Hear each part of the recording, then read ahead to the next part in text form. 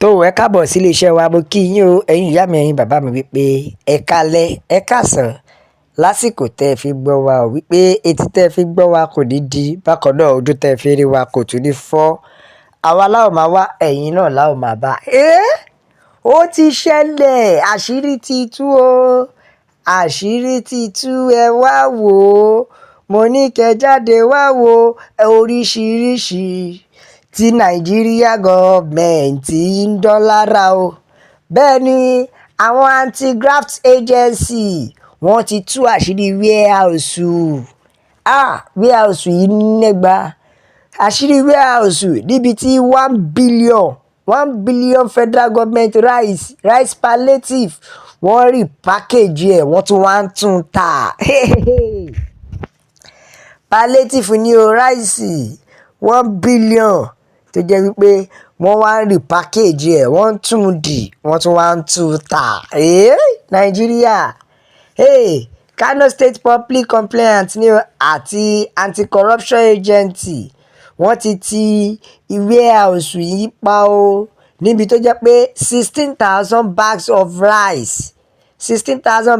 rice tó wọ̀ tí 1 billion fún federal government palliative ní o níbi tí wọ́n ti ń rí báàgì ẹ̀ tí wọ́n ti ń rí pákéjì ẹ̀ àwọn anti-corruption agency wọ́n ti warehouse náà pa o nítorí wípé wọ́n rí àwọn ráìsì tó wọ̀ tí 16,600 bags adé ń pariwo pé kò sóúnjẹ lù adé ń pariwo pé lulẹ̀ adé ń pariwo pé kò sówó ẹ̀yin ní ẹ wo ara tẹ́ wo nǹkan tó tún ṣẹlẹ̀ ẹ wo ilé tó tún gbé jáde yìí nàìjíríà ẹ ronú o ẹ nípa àwọn ará bíi ìfẹ́ báyé oyin jẹ ni rice palliative suspected to have been released rice ẹ̀kọ́ ti release láti last year Ramadan tó lè jẹ́ pé wọ́n ti kọ not for sale sí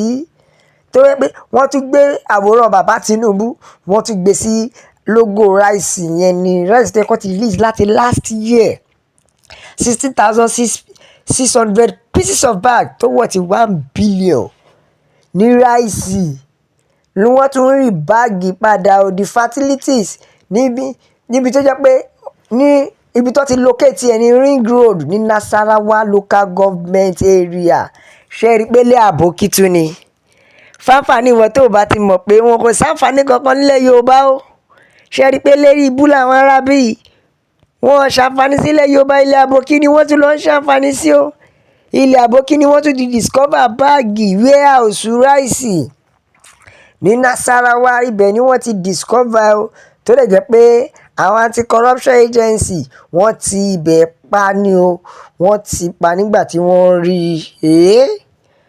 rí Raimi Gadu ó sọ pé warehouse yìí ó ti wà stock with 28 trucks of rice 28 ọkọ̀ bíi 28 trucks tó dẹ̀ pé ó kún ni wọ́n bá tí wọ́n rí báàgì rice yìí ọkọ̀ 28 trucks ńláńlá tó máa ń gbé àwọn ẹrù oúnjẹ ni wọ́n bá tó yẹ pé wọ́n fi ń rí báàgì ráìsì yìí wọ́n wá rí báàgì ẹ̀ sí oríṣiríṣi ọ̀nà tó yẹ pé wọ́n máa tà káàkiri ègé ní báàgì ráìsì tó sọ pé no is not for sale wọ́n tún padà ń tà fún wa wọ́n ò tẹ̀ tó wá tà gan mọ́ báyìí nítorí nǹkan tó ń jẹ tó yẹ kó ti jẹ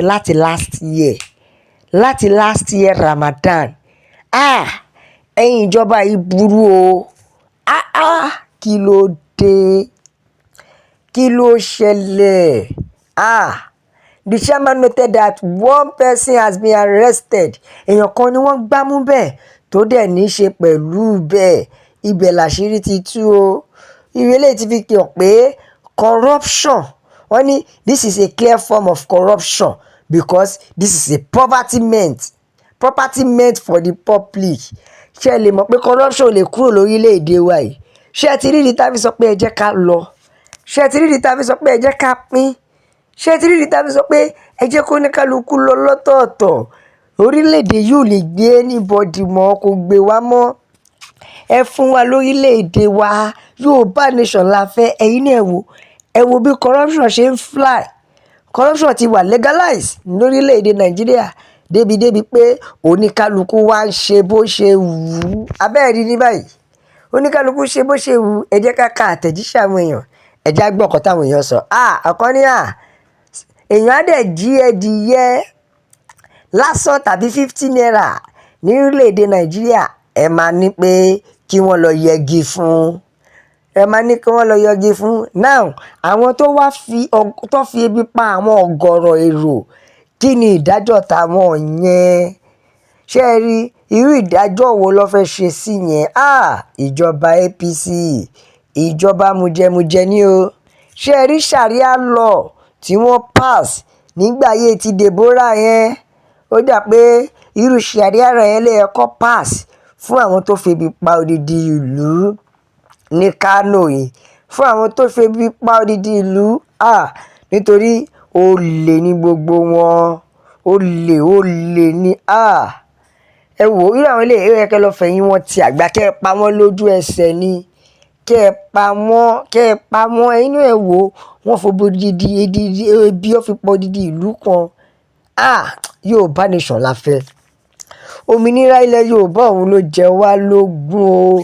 Ẹ wò ẹ̀yin ìyá mi, ẹ̀yin bàbá mi, abẹ́ àwa ṣí ẹ jẹ́ kó lọ viral, ẹ jẹ́ kó yé wọn pa àṣírí ìjọba ti tú o. Wọ́n ti bẹ̀rẹ̀ corruption everywhere. Ìkọ́ tiẹ̀ ti jẹ́ kí onílé ti pọ̀ jù náà. Ìdí nìyí tó fi jẹ́ wípé ṣẹ̀rá idea palliative yìí kò rọ̀ wá lọ́rùn, nítorí pé àwọn ìjọba ń fi agbára yẹn wọ́n fi ń ṣiṣẹ́ tiwọn ni. Ọ̀kan tiẹ̀ níyà kò sí nǹkan tó jẹ́ palliative nígbà ayé Ọbásanjọ́, bẹ́ẹ̀ nígbà ayé Yar'Adua, bẹ́ẹ̀ nígbà ayé Jonathan. Ṣùgbọ́n ìgbà ayé APC tó ti ń fi oúnjẹ síta yẹn, àtìgbà yẹn ni war zone ti bẹ̀rẹ̀.